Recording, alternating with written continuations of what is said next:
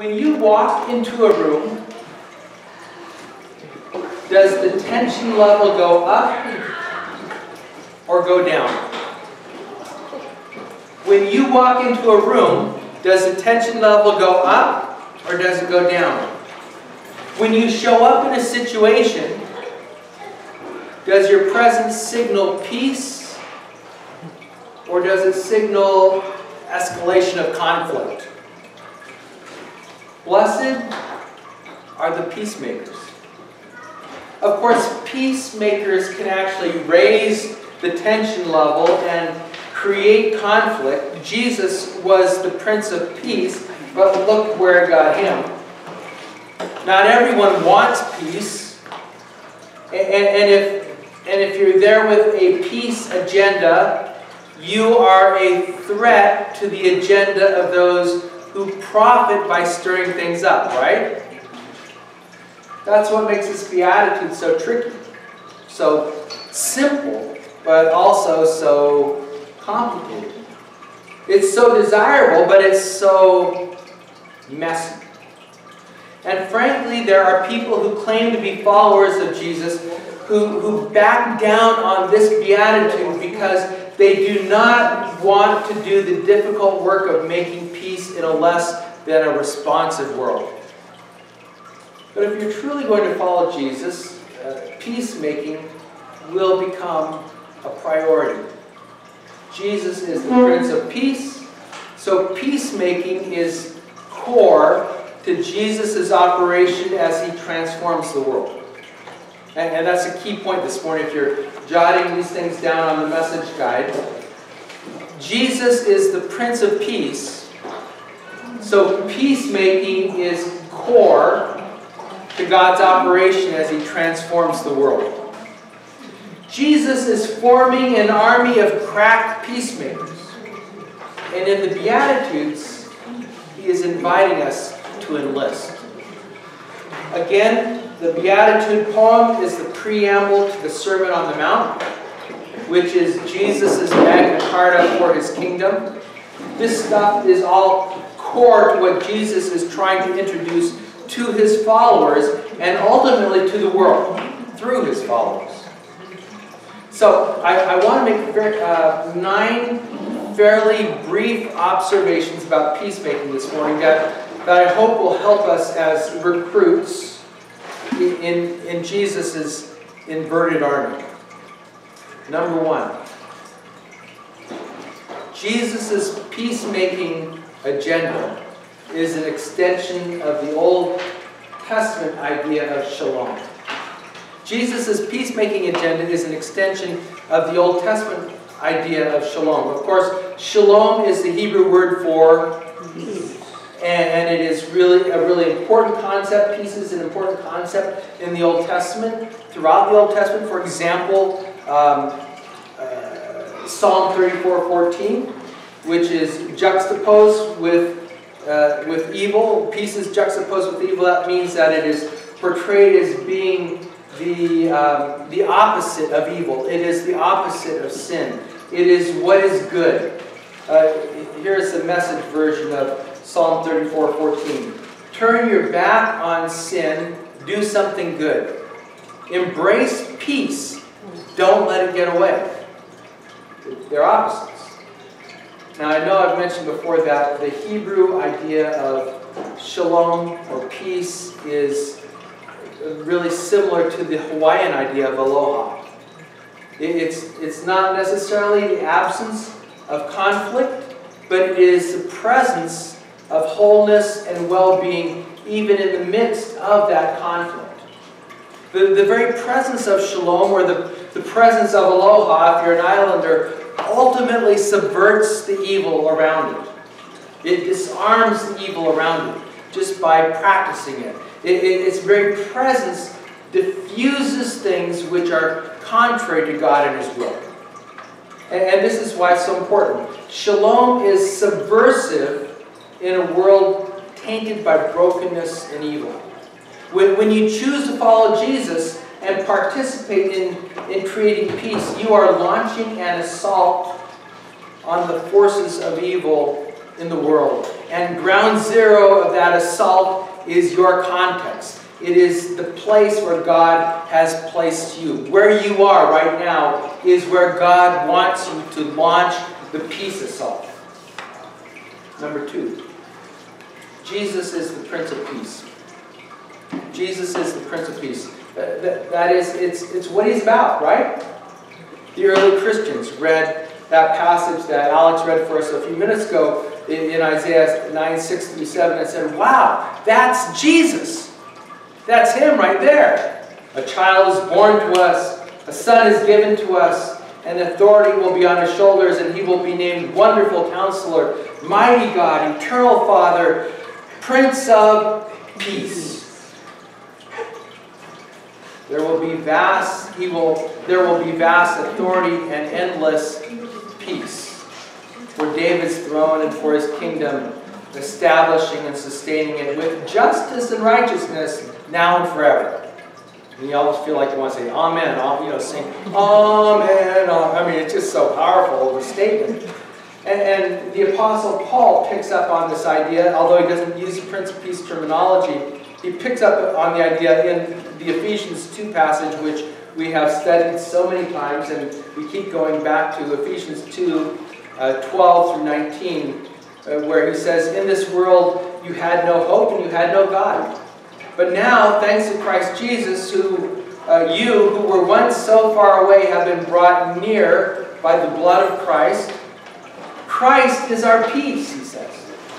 He made both Jews and Gentiles into one group. With his body, he broke down the barrier of hatred that divided us. He canceled the detailed rules of the law so that he could create one new person out of two groups, making peace. Verse 16, he reconciled them both as one body to God by the cross, which ended the hostility to God. When he came, he announced the good news of peace to you who were far away from God and to those who were near. We both have access to the Father through Christ by the one Spirit. So now you are no longer strangers and aliens. Rather, you are fellow citizens with God's people and you belong to God's household because of this Prince of Peace idea. Jesus is the Prince of Peace that pulls everybody together. And the point is that this kind of peace that we're talking about is rooted in the life and the mission of this Prince of Peace. Ultimately, there is no lasting peace apart from the Prince of Peace. Number 3. Our primary peacemaking assignment is to introduce people to the Prince of Peace. By the way, primary is the English power word of the week for those who are working on building up an English vocabulary. And primary means really important because everything that happens after it depends on it. Primary means first in order of priority. So, for example, on August 30th, we are going to have a primary election, right? It's the first election of 2 needed to choose senators and state legislators. So when we say that our primary peacemaking assignment is to introduce people to the Prince of Peace, we are saying that it is the first step of many. This is because Jesus' peace is the foundation for all the other expressions of peace. And if we want lasting peace, people will need to know the Prince of Peace, who he is, what he says, what he's about, and how much he loves us, how much he loves you. The Prince of Peace loves you. 40 years ago, there was a popular saying that appeared on lots of bumper stickers. I remember seeing it on a lot of little VWs. Peace begins with me. Did you ever see that? Ever hear that? Peace begins with me. But as Jesus people, we would tweak it, we would adjust it, and we would say that peace begins with Jesus in me. Peace begins with Jesus in me. It is his life lived out through us. It is it's our relationship with Him as His children that empowers us to act on His behalf and with His authority in this matter. So blessed are the peacemakers, for they will be called children of God. That is, they will have the authority of children. They will have the standing of a child of God in order to make that kind of peace. Then, closely related is in number 4, peacemaking is relational. Peacemaking is relational. There is a saying in parts of the Middle East, and it's roughly that, it says that there is no trust until you've shared 40 cups of tea. There is no trust until you've shared 40 cups of tea. That is, until you've spent 40 cups of tea worth of time together, you don't have enough of a relationship to forge any kind of partnership, to do anything together. On September 18th, our friend Andy Larson is going to be with us again. He's been here before. He helped us learn about developing relationships with Muslims. Well, he's been doing just that with Palestinians, and he's made a movie about peacemaking, which we will be showing on Saturday night, September 17th. It stresses the importance of relationships in peacemaking. So I want us to look at the trailer, because some of that comes out in the trailer itself. So let's work the technology here.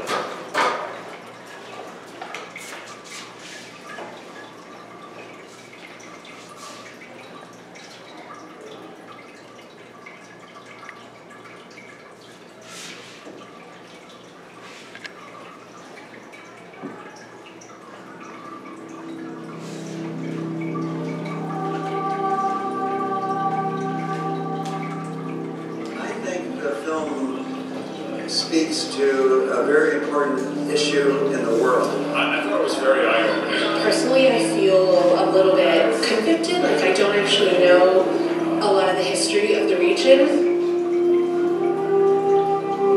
The Holy Land, the Middle East, Israel, the West Bank. Why is it always on the brink? This is the way photographer Andy Larson sees the world. He's traveled all over it, living in half a dozen nations, taking pictures. Some finding their way onto the pages of National Geographic. But Larson brings something besides a digital camera when he shoots. He brings his faith as an ordained minister. Larson uses his photography to answer a call and to bridge the gaps between peoples, specifically Muslims and Christians. But is peace even remotely possible in places like the West Bank and Israel? Armed only with that camera, his faith. This is the story of what he brought back.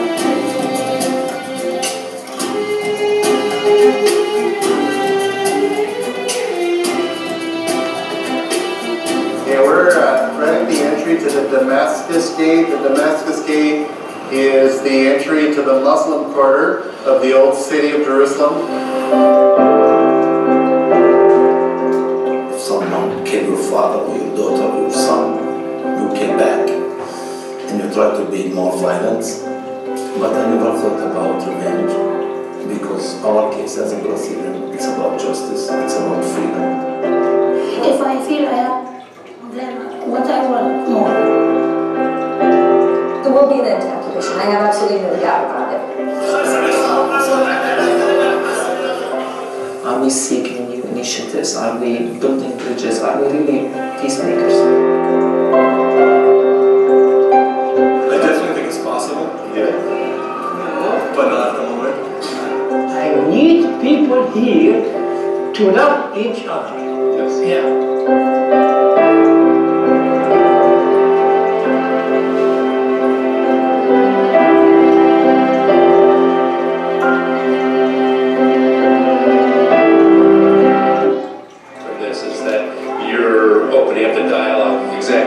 Church doing right now that's an impediment to peace. And I was really, really happy to see the issue finally discussed in an American church. I really loved it. I think it shows different different like perspectives. It's really important to show like different views of this issue. It was nice to see real people. I think we have, you know, the media shows us a certain thing, and we see in the news, we read about just the violence, only the violence. No, I think what's particularly important is that we heard these things. It wasn't politicians.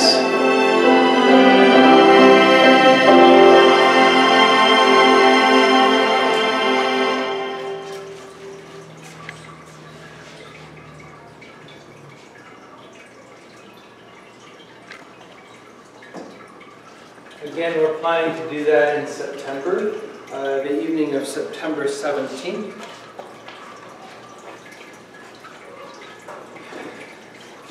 Number 5. Jesus models peacemaking for us.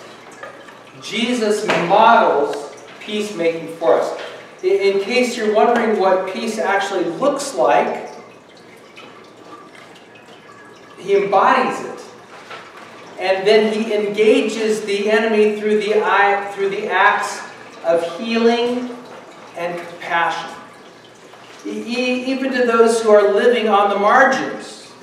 Even to those who are the enemies of his people.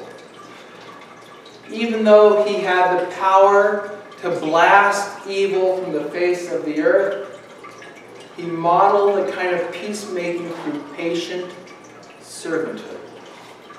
And if we claim to be followers of Jesus, then I would suggest that we are going to look, sound, and act a lot like Jesus. Even in the way that we approach peacemaking. Number 6. The Sermon on the Mount instructs us in peacemaking. The sermon itself is an instruction in peacemaking. Even the Beatitudes. So, blessed are the poor in spirit, for theirs is the kingdom of heaven. That is, blessing the poor, or elevating the status of those who are poor and who are broken in spirit, is a key peace strategy.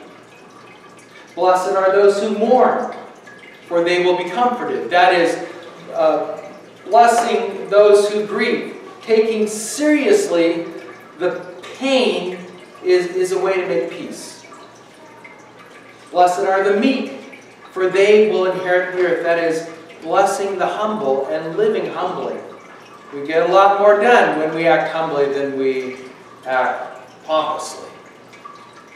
Blessed are those who hunger and thirst for righteousness, for they will be filled. That is, blessing the endeavor for justice, for righteousness, right living. Blessed are the merciful, verse 7, for they will be shown mercy. That is, emphasizing mercy over revenge. Blessed are the pure in heart, for they will see God. That is, blessing the world by living with unmixed motives. Being a straight shooter. Skipping the political gamesmanship to see how much advantage you could possibly get in the situation and holding out to the last minute in order to get the most edge that you can possibly get. When you skip that kind of gamesmanship, you contribute to the peace. Think of these qualities as the weapons that are used by Jesus' army of peacemakers. And there's a lot more too throughout the rest of the Sermon on the Mount.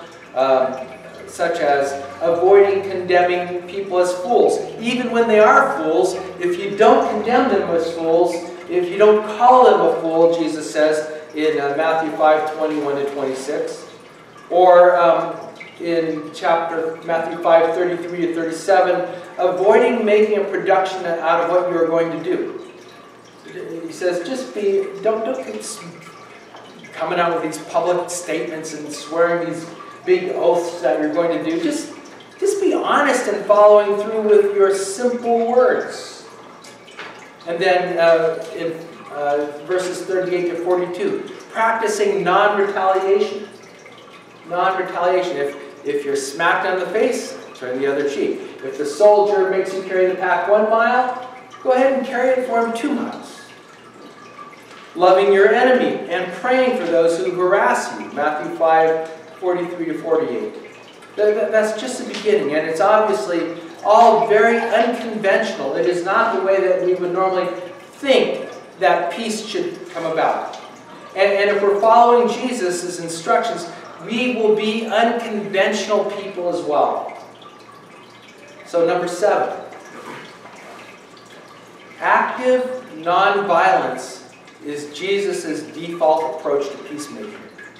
Active nonviolence is Jesus' default of peacemaking. And we could spend weeks talking about this idea, so I just want to lay it out as fodder for future discussions. Active nonviolence is Jesus' default of peacemaking. And by default, I mean the normal go-to method. Are there exceptions? Well, if there are, and I'm not sure what they would be, at least for those who are following Jesus, they are to be seen as exceptions. They are not the normal way to create peace. People get all engulfed in the potential exceptions and then forget about what Jesus would consider normal for his kingdom operation. So I'd suggest that even if there are exceptions, Jesus' core peacemaking strategy is still a kind of active nonviolence. And again, I'd point you to the rest of the Sermon on the Mount for Jesus' elaboration. And if you want, sometime we can have a big old discussion about that, and it would be very interesting and fun to do. So Jesus' default strategy is nonviolence. Number 8, expect resistance and it won't throw you off course. Expect resistance and it will not throw you off course. Peacemaking does not always lead to immediate peace. There are people who resist peace because they profit from maintaining conflict. And we would not be so unrealistic as to think that our unconventional Jesus-centric approach to peacemaking is going to make everyone happy. It's not. So we're not surprised when people lash out at us if we catch flack from both sides of the aisle on this kind of an issue. So note the upcoming verses in Matthew 5. We're going to talk about these next week. Blessed are those who are persecuted because of righteousness, for theirs is the kingdom of heaven. Blessed are you when people insult you, persecute you, and falsely say all kinds of evil against you because of me.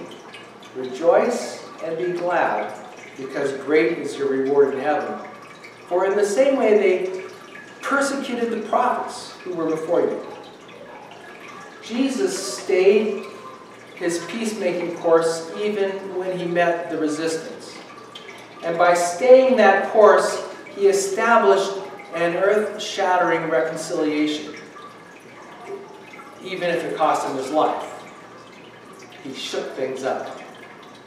Don't be surprised if your own peacemaking actions generate a similar reaction. Stay the course with Jesus, and you will be fine. Number 9, peacemaking happens when we chase peace. Peacemaking happens when we chase peace. 1 Peter 3:11 says, shun evil and do good, seek peace and chase after it. Chase after it. It's what you do if you are a peace chaser. If you are a follower of Jesus, chasing peace is a priority. Sometimes we are overwhelmed by the amount of opportunity for peacemaking and the messiness of it all and the complication of it all, so we withdraw into our shells, or we may actually acknowledge the importance of making peace, but we still shift it to the back burner. But Jesus and the apostles are pleading with us to keep peace on the front burner. Are you a peacemaker?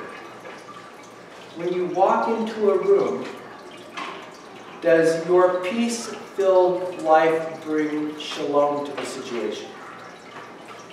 When it comes to peace, someone who really seemed to get what Jesus was talking about was the 13th century Saint Francis of Assisi. And there's a prayer that was written, I'd say maybe 100 years ago, in his honor. He did not write it, even though people often think he did write it. It's not It's a prayer of St. Francis, but it's written in his honor. And it's on the back side of the message guide, right above the cartoons. And let's read it together.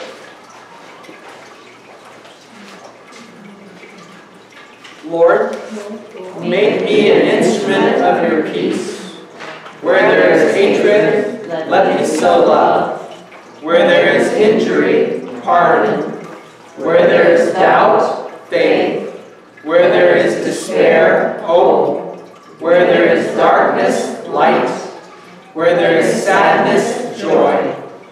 O divine Master, grant that I may not so much seek to be consoled as to console, to be understood as to understand, to be loved as to love.